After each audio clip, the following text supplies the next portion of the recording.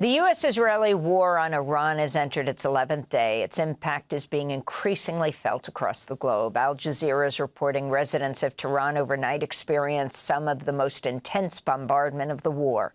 At least 40 people were reportedly killed near the city's Risalat Square. In Lebanon, the death toll from Israel's attacks are nearing 500. About 700,000 residents have been displaced. Earlier today, Iran reportedly fired drones towards Saudi Arabia, Kuwait, and United Arab Emirates, where a large fire broke out in an industrial area home to petrochemical plants. A suspected Iranian missile also hit a residential building in the capital of Bahrain, killing one person and injuring 8 others.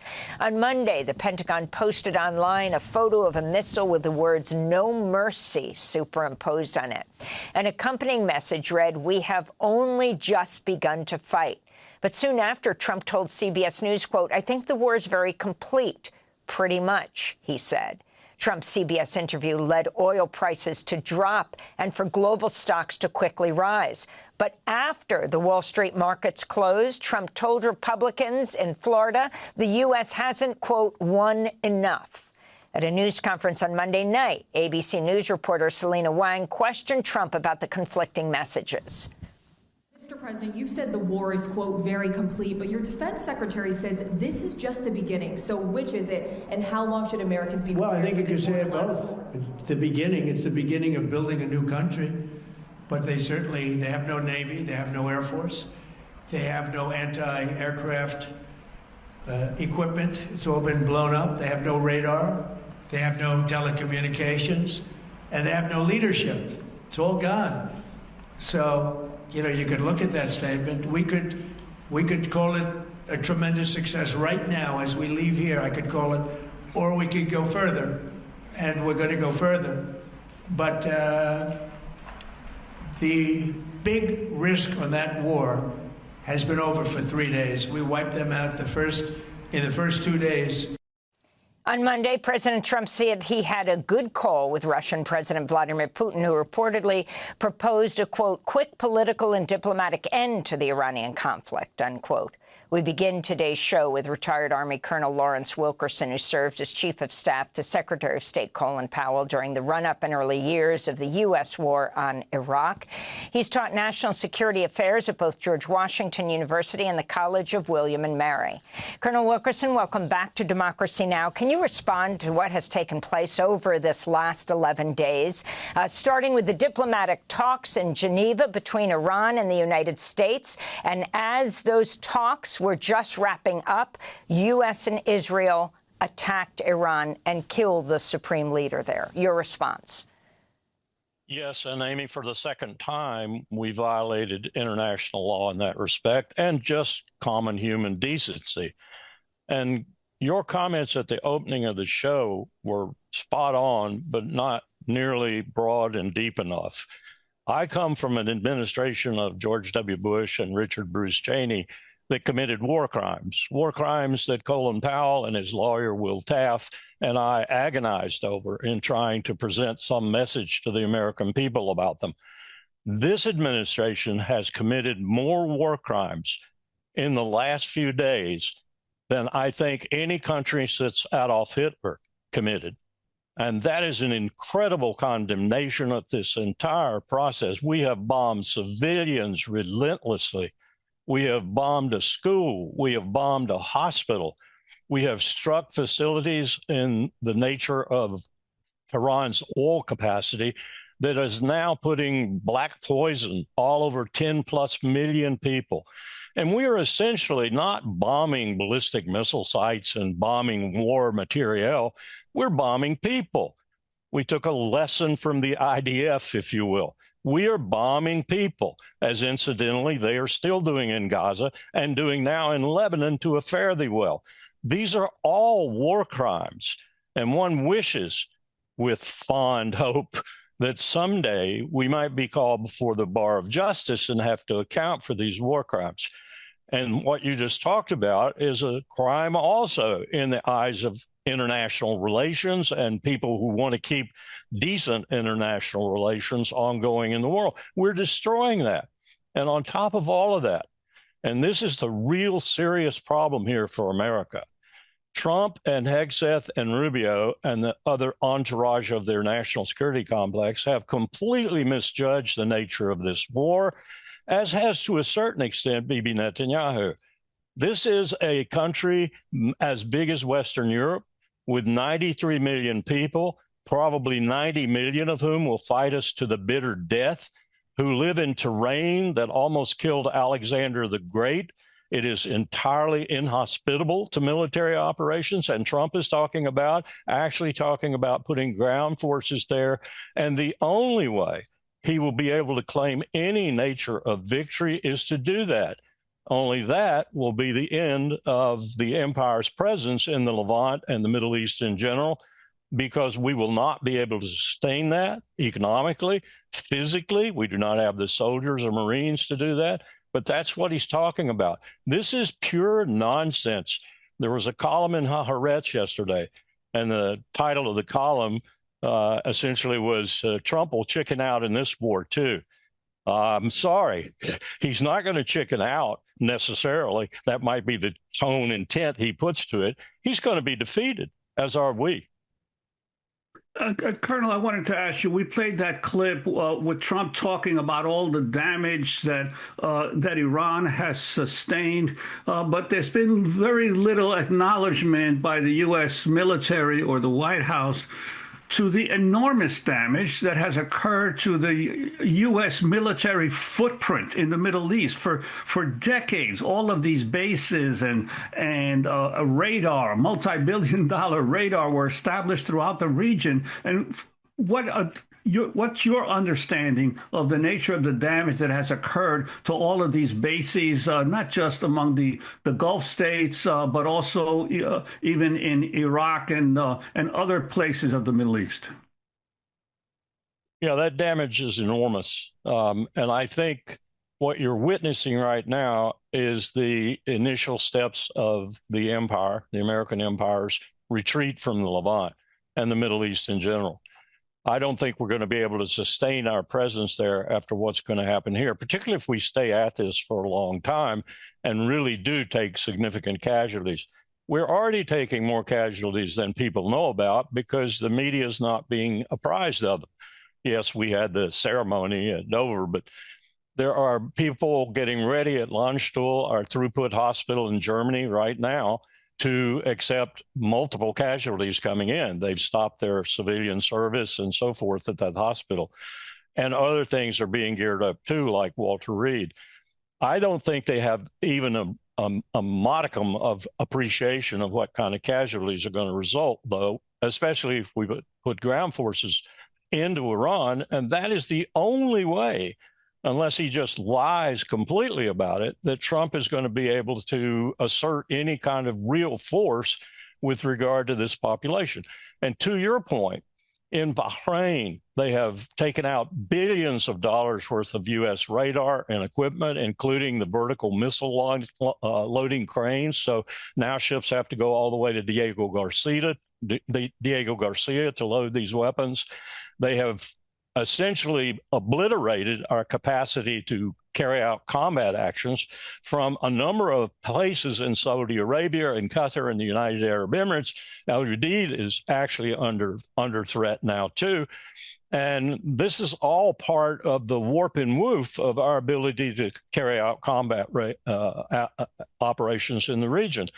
I'm not even sure our biggest facility for passing on troops, throughput facility that we used in both Iraq wars, is in Kuwait. I'm not even sure that that's up now and able to do anything. So how would you even get Marines or soldiers, God forbid, into Iran? That's a huge problem.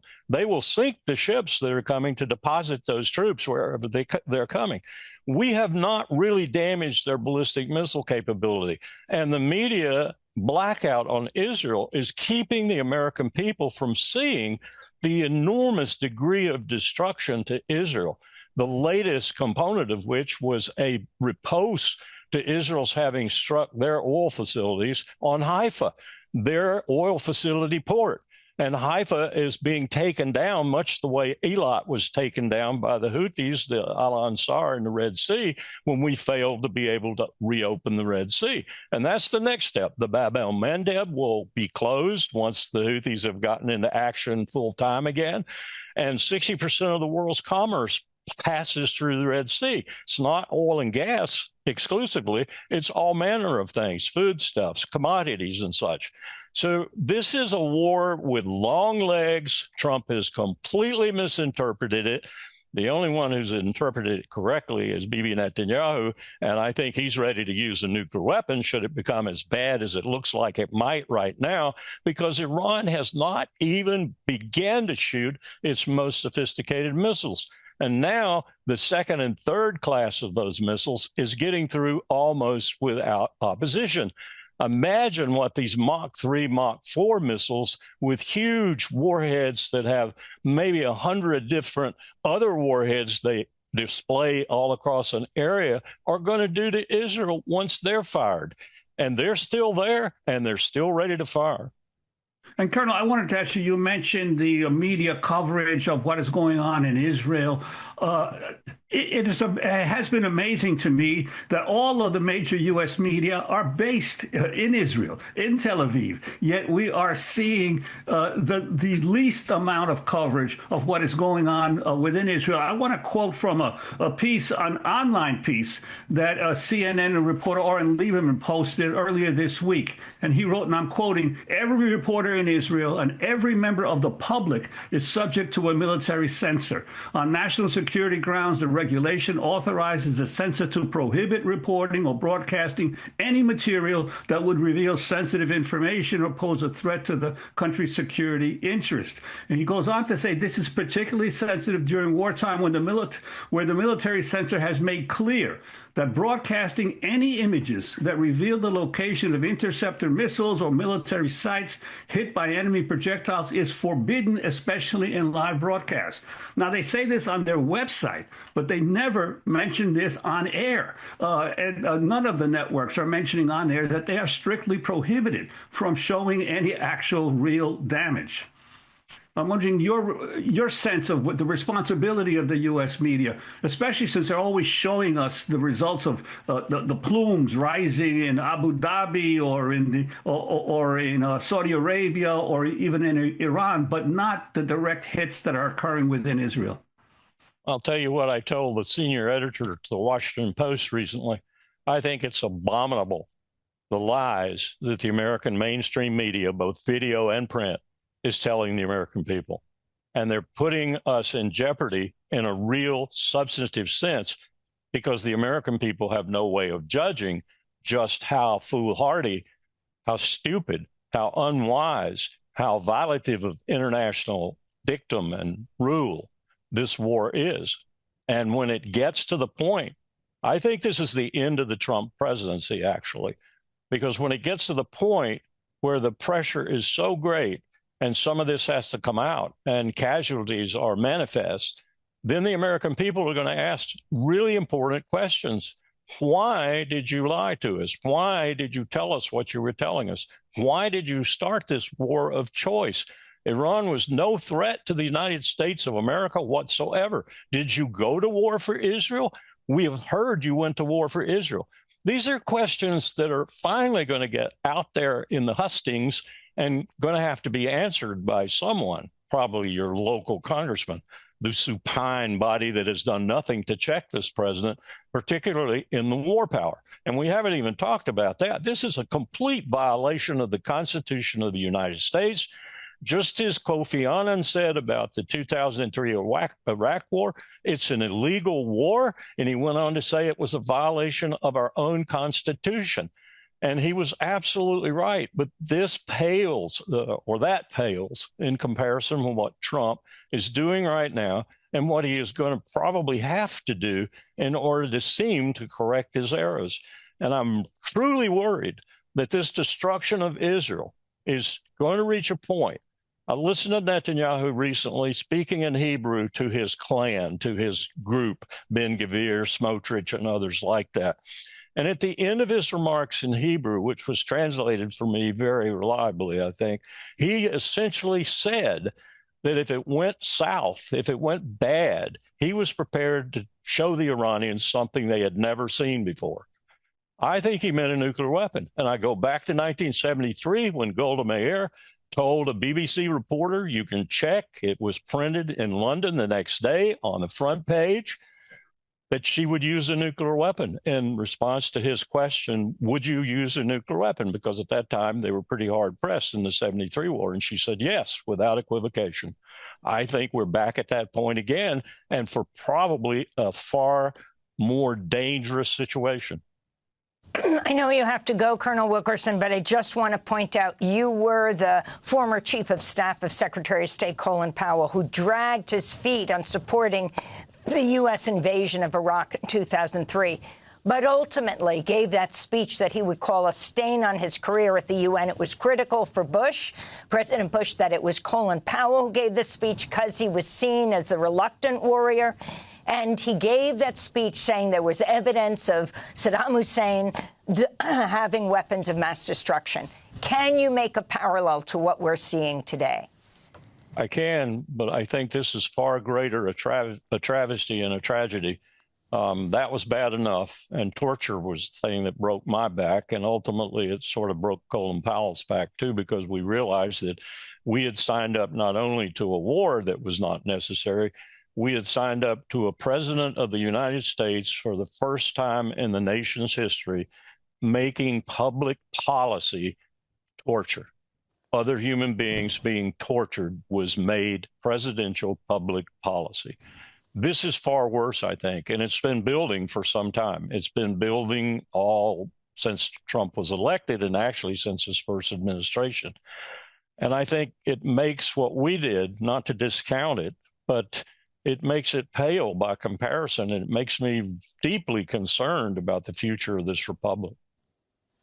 I want to thank you so much for being with us. Lawrence Wilkerson, retired Army colonel, former chief of staff to Secretary of State Colin Powell from 2002 to 2005.